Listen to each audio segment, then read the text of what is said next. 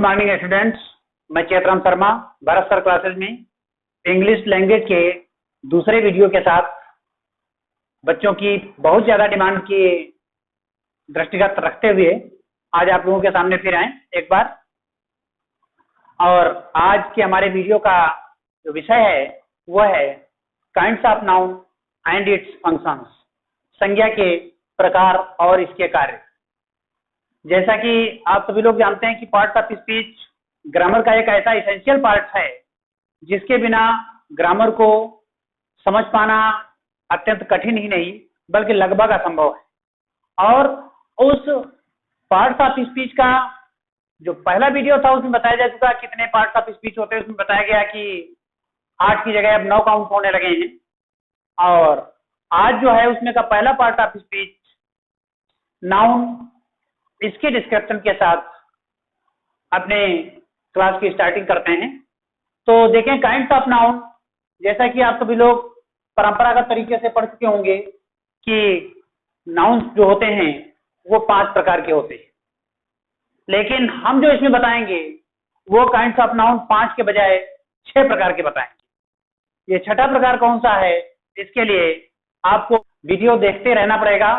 तो छठा काइंड क्या है वो आप लोगों के सामने होगा, जो कि कंप्लीटली अपने में एक लगभग न्यू चीज होगा और एक इसेंशियल रिक्वायरमेंट होगा स्पेशली फॉर कंपटीशन प्रोसेस। तो काइंड्स ऑफ नाउन में पहला काइंड होता है प्रॉपर नाउन। Proper noun. और दूसरा होता है कॉमन नाउन।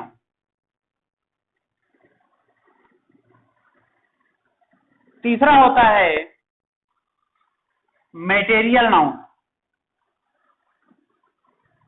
Material noun. चौथा होता है कलेक्टिव नाउन। Collective noun. और पांचवा होता है एब्स्ट्रैक्ट नाउन।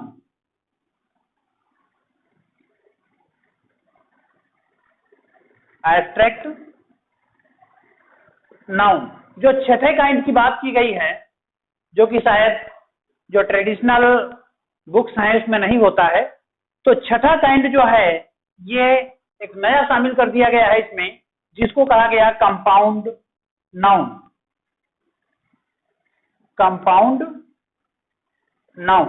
थोड़ा इनके काइंड्स पर चर्चा कर लेते हैं। जैसे प्रॉपर नाउन, हिंदी में कहते हैं व्यक्तिवाचक संज्ञा।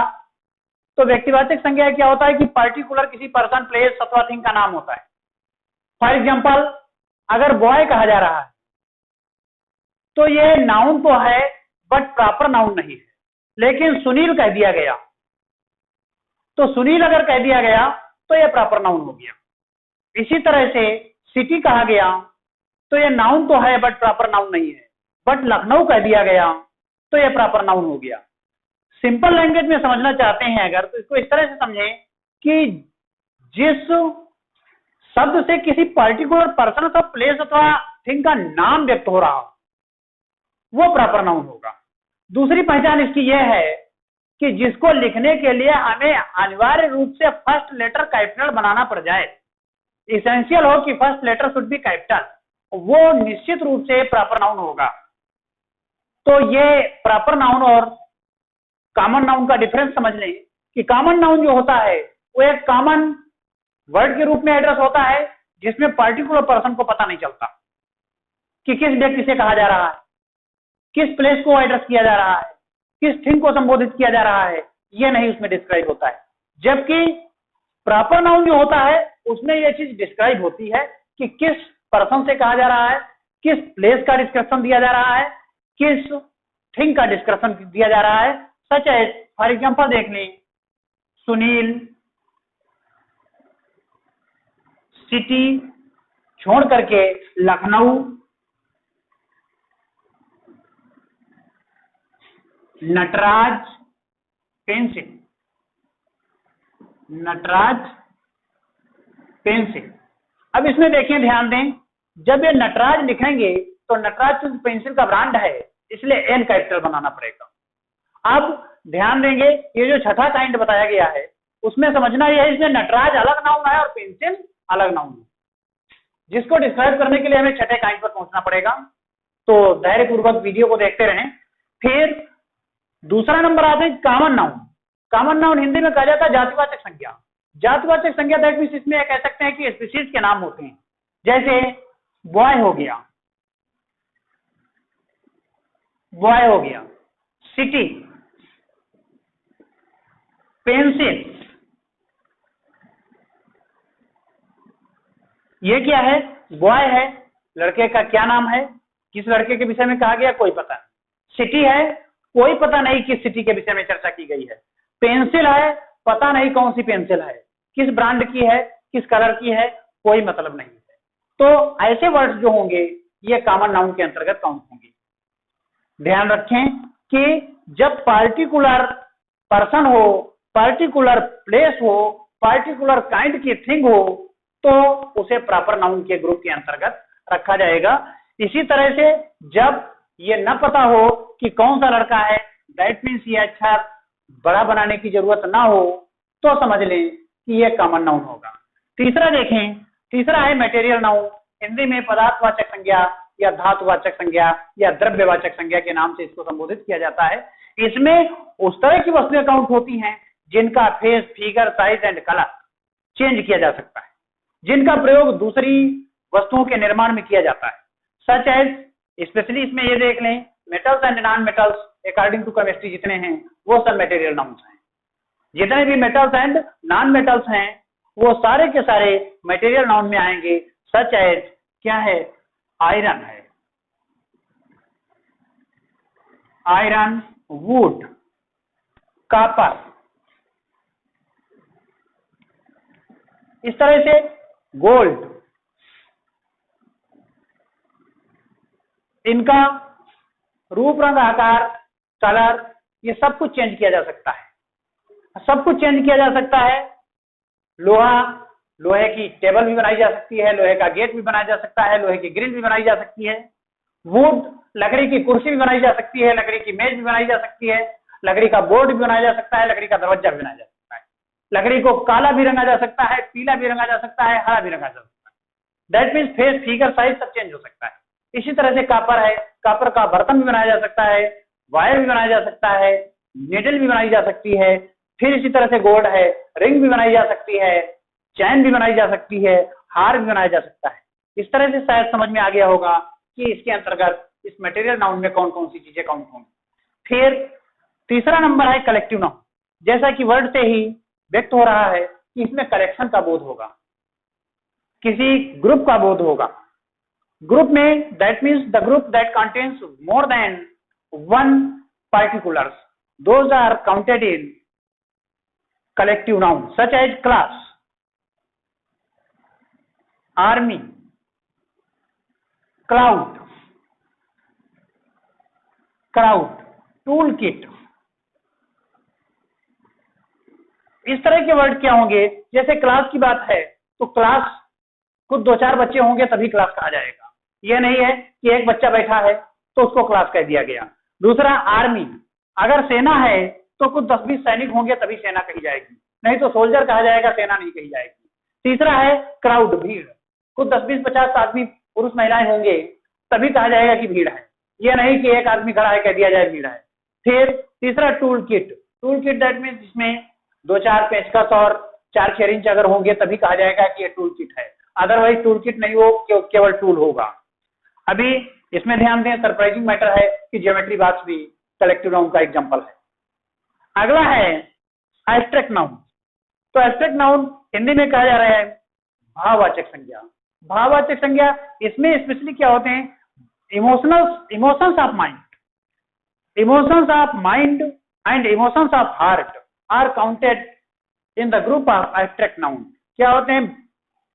मन के भाव, हृदय के भाव, ये जो होते हैं इसमें काउंट किए जाते हैं। और इनके लिए कलेक्शन, जब करेक्शन होगा, जो इंप्रूवमेंट ऑफ सेंटेंसेस होता है, ध्यान दें जो एब्स्ट्रैक्ट नाउन होता है, एब्स्ट्रैक्ट नाउन के साथ में कभी भी आर्टिकल का प्रयोग नहीं होता है, यह ध्यान रखने वाली चीज है। एब्स्ट्रैक्ट नाउन के कभी भी प्लूरल नंबर्स नहीं बनते, इन चीजों का ध्यान रखना है। क्या है कि एक इधर मटेरियल नाउन है, इसका प्लूरल नहीं बनेगा, और एक एब्स्ट्रैक्ट नाउन है उसका प्लूरल नहीं बनेगा। इसमें देखें जैसे एग्जांपल है cruelty, kindness, kindness, cruelty, beauty,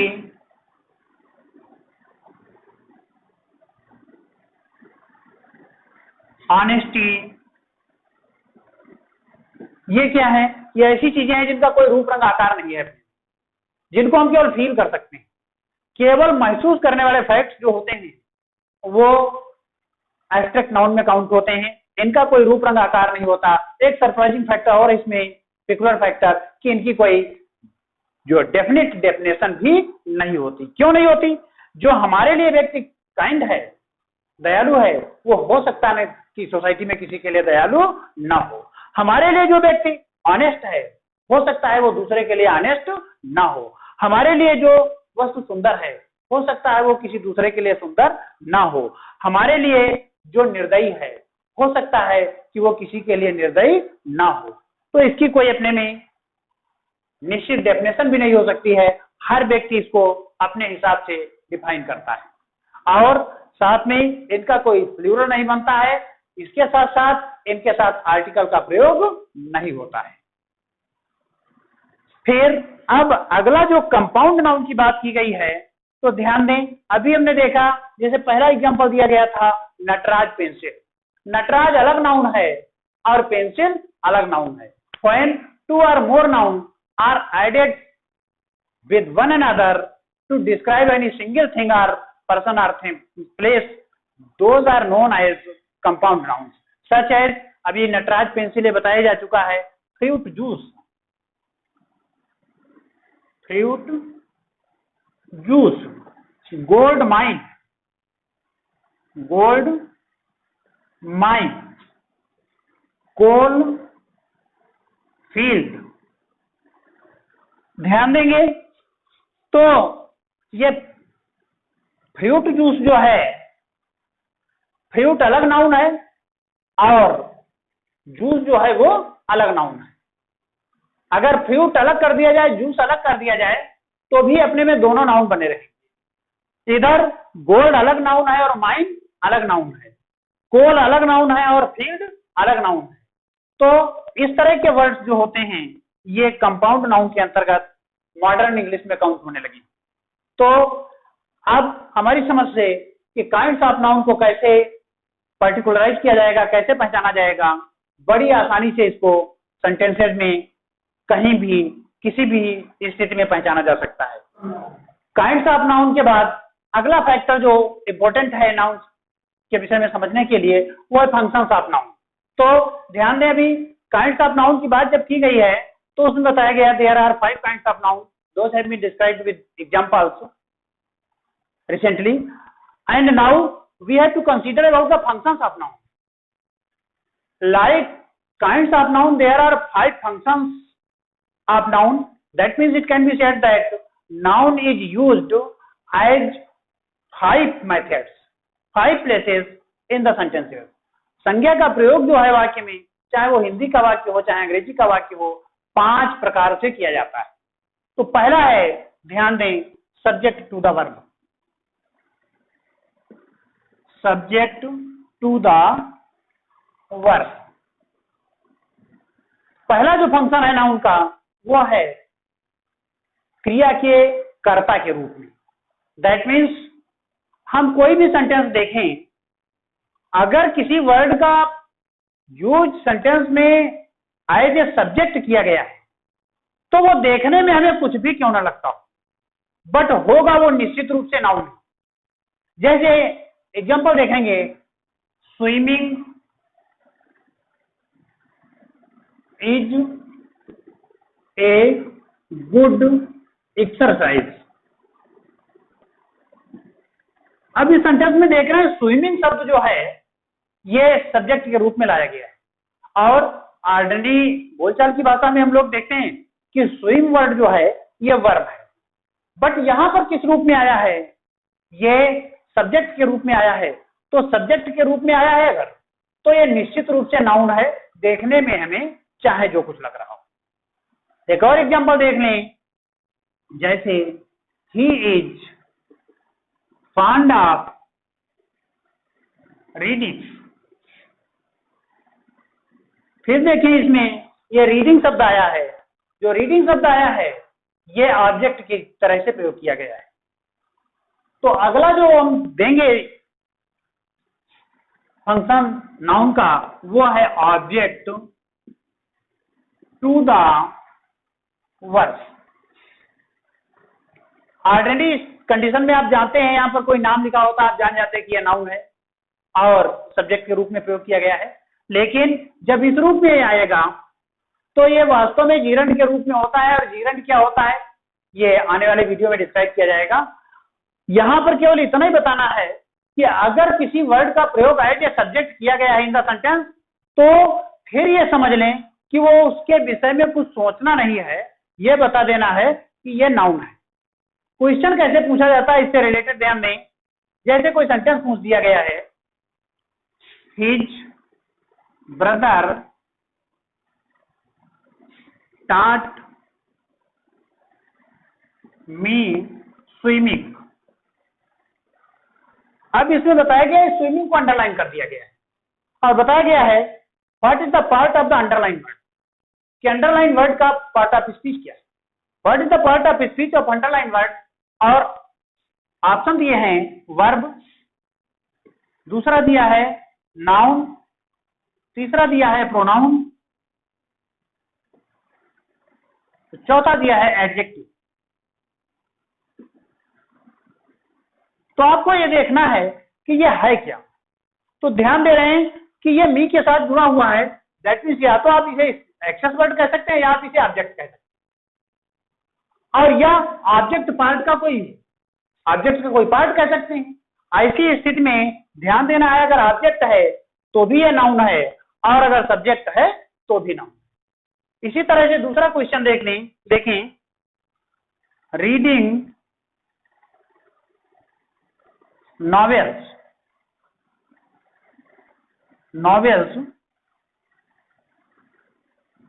is good for knowledge.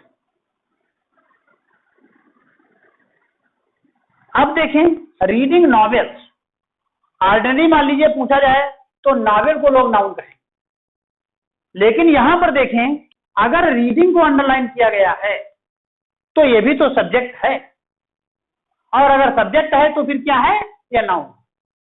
इसके अतिरिक्त और कुछ हो नहीं सकता सब्जेक्ट। आप थोड़ा दूसरी कंडीशन देख लेते हैं। इसी तरह से देखें, मान लीजिए laughing is a good exercise कहा गया, तब तो समझ में आ गया, लेकिन इसी सेंटेंस को to laugh is good for health. अब इसमें ये टू लाफ जो है इसको देखें, it is followed by helping verb, that means it has been used here in as subject. Subject के रूप में आया है, और सब्जेक्ट के रूप में आया है तो फिर क्या है, देखने में कुछ भी लग रहा हो लेकिन होगा वो हमेशा नाउन। अगर सब्जेक्ट के रूप में है तो नाउन है, अगर ऑब्जेक्ट के रूप में है तो नाउन है। जैसे he likes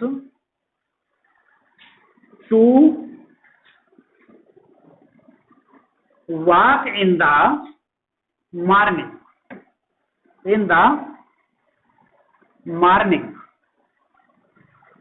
अब ये टू वॉक को अंडरलाइन कर दिया गया है। वो सुबह टहलना पसंद करता था। किस चीज को पसंद करता था, सुबह टहलने। ये यहां पर मेजर ऑब्जेक्ट हो गया है, और अगर ऑब्जेक्ट हो गया है तो फिर क्या है, नाउन है, दूसरा कोई पार्ट ऑफ स्पीच का नहीं होता। तीसरा इसका जो स्टेप आता है वो है governed by preposition. Governed by preposition,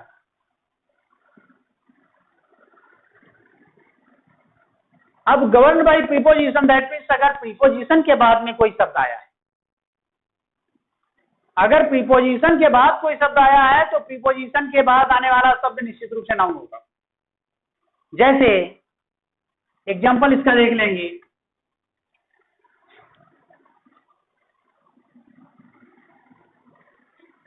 a dog was sitting under a table. Under a table. अब ये अंडर शब्द जो है ये प्रीपोजिशन,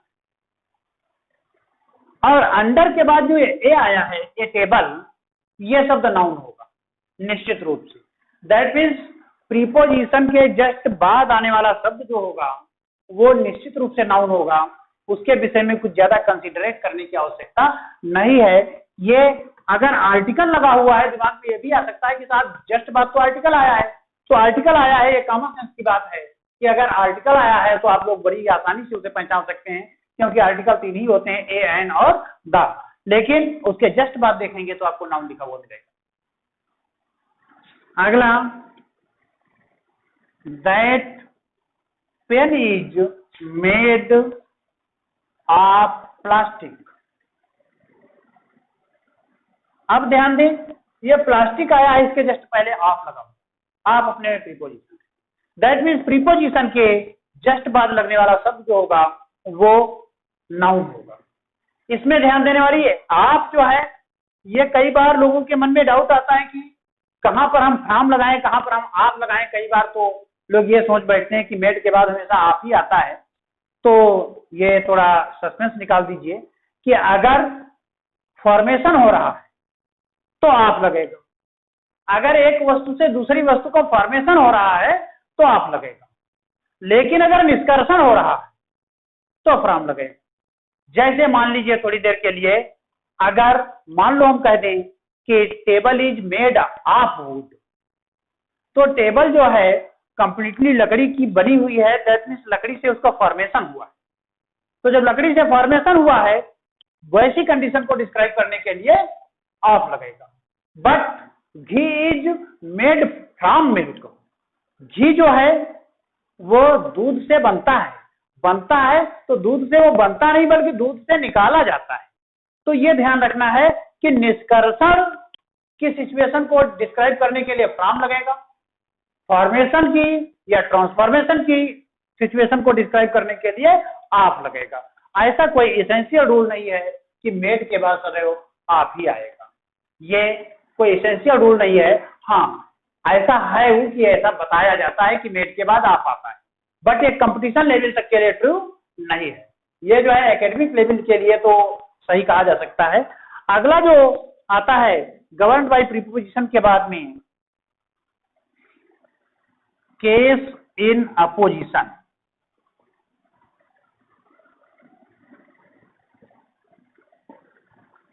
ध्यान दें, केस इन अपोजिशन एक ऐसा वर्ड है जिसको लोग हिंदी में नहीं डिस्क्राइब कर पाते हैं कि ये है क्या।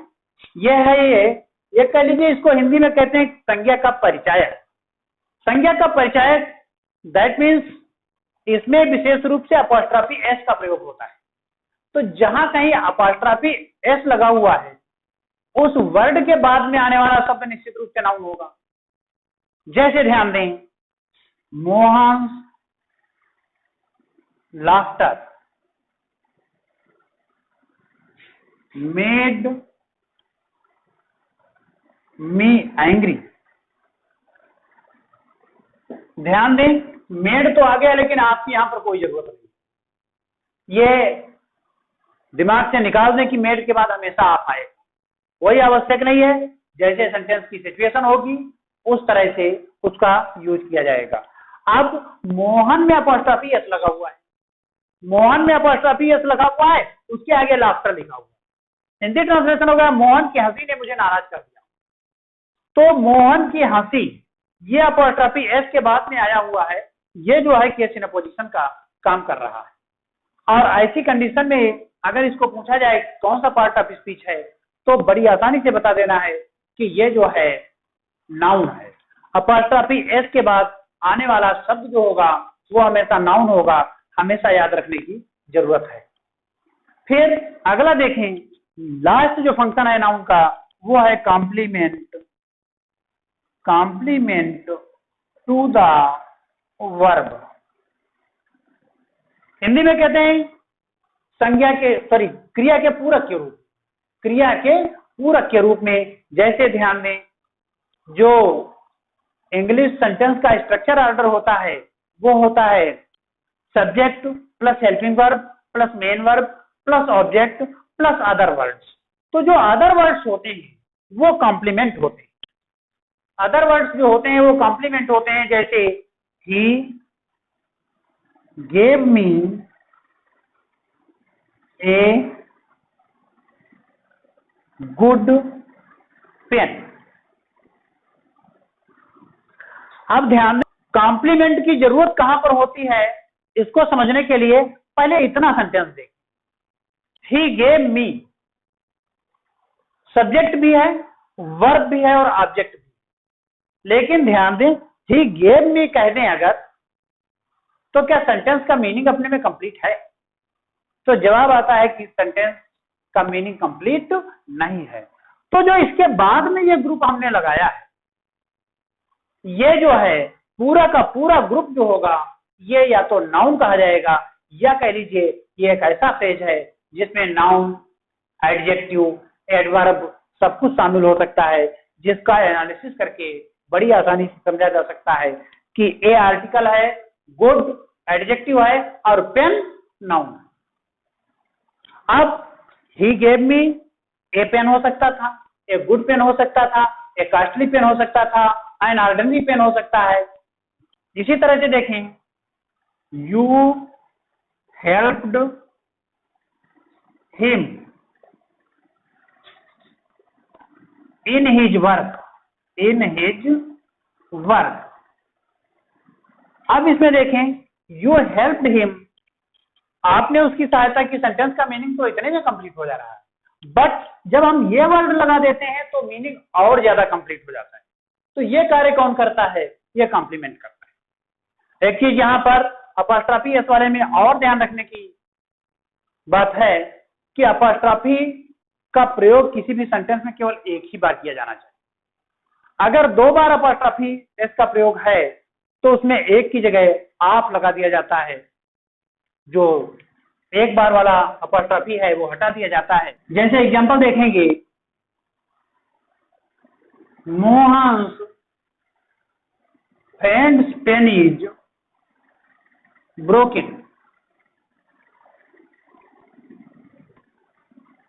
अब देखें, इधर मोहन में भी अपॉस्ट्रॉफी एस लगा है और इधर फ्रेंड में भी अपॉस्ट्रॉफी। अब मान लो ये सेंटेंस इस तरह से पूछा गया है, नो एरर, तो इसमें यहां पर फिर एरर है। सेंटेंस इंप्रूव करने की बात है अगर, तो क्या करना है, जो पहला वाला है अपॉस्ट्रॉफी ये एज इट इज रहेगा, इस वाले को हटा करके आप में चेंज किया जाएगा। कैसे चेंज करेंगे? ध्यान दें, the pain of Mohan's friend is broken. बड़ी आसानी से इसको आप सही कर सकते हैं। क्या है, जो बाद वाला अपॉस्ट्रॉफी है उसके जस्ट बाद वाला नाउन उठाइए और इसको यहां ले आइए। अब ये पार्टिकुलर पर्सन का पेन है, इसलिए इसके लिए आर्टिकल लगा लीजिए डेफिनिट, द पेन आप। अब जो जस्ट पहले वाला है उसको ले आइए। हालांकि कंपटीशन में तो ये सेंटेंस बना बनाया मिलेगा, उसमें केवल देखना पड़ेगा, बनाने की आवश्यकता नहीं पड़ेगी। तो जब कभी 2 बार अपॉस्ट्रॉफी एस लगा देख लें तो उसमें एक बार हटा दें, एक बार जो, और ये भी ध्यान रखना है कि जो हटेगा वो बाद वाला ही हटेगा, पहले वाला नहीं हट जाएगा। तो अगर इस तरह से देखेंगे तो बड़ी आसानी से एरर भी मिल जाएगी, सेंटेंस भी इंप्रूव हो जाएगा और वर्ड का पार्ट ऑफ स्पीच भी बड़ी आसानी से कैच में आ जाएगा। इसके आगे अभी नाउन के जो फैक्ट्स बाकी रह गए हैं वो, उसमें नंबर और जेंडर की बात रह गई। तो नंबर और जेंडर का मैटर जो है नेक्स्ट वीडियो में आप लोगों के सामने होगा। तब तक चैनल को सब्सक्राइब करना न भूलें, बेल आइकन जरूर दबा दें तथा अपने फ्रेंड्स के बीच में शेयर जरूर करते रहें। आप हमें प्रोत्साहित करते रहें, हम आपकी आवश्यकताओं की पूर्ति करते रहेंगे, ये मेरा वादा है। Thanks to everyone for watching and encouraging us.